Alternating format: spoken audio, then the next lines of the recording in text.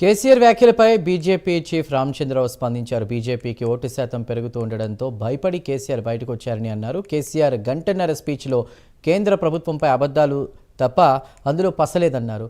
కేసీఆర్ మాటలను ప్రజలు నమ్మే స్థితిలో లేరని, ప్రజలకు వాస్తవాలు తెలుసన్నారు. 299 టీఎంసీలకు కేసీఆర్ సంతకం పెట్టడమే ఆయన తెలంగాణకు చేసిన మొట్టమొదటి అన్యాయం అన్నారు రామచంద్రరావు. బయటకు వస్తే పెద్ద ఘనకారమైనట్టు అది ఓటీపీ వచ్చి ఒక 2-3 గంటలు మీడియా వాళ్ళతో మాట్లాడి కథ చెప్పినట్టు చెప్పి ఇక వాళ్ళ నాయకులు అట్టిపండు ఇవి ఇప్పి ఒలిచి ప్రజల నోట్లో పెట్టినట్టు మాట్లాడిన అది అంటున్నాడు. ఇన్నాళ్ళు తెలంగాణ నోట్లో ఏం పెట్టారు, మన్ను పెట్టారు అందరూ చూసుకున్నారు. అందుకే మీకు వీఆర్ఎస్ ఇచ్చేశారు. బీఆర్ఎస్ని వాస్తవానికి బయటికి రావడం కారణము భారతీయ జనతా పార్టీ ఓటు శాతం పెరిగింది.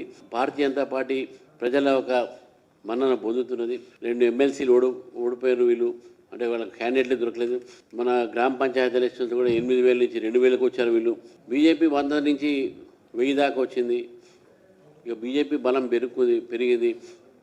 ఇట్లుంటే లాభం లేదని చెప్పి మళ్ళీ ఏదో వచ్చే ప్రయత్నం చేస్తాం. అయినా కూడా తెలంగాణ ప్రజలు చాలా తెలివి కలవంతులు, రాజకీయ చైతన్యవంతులు.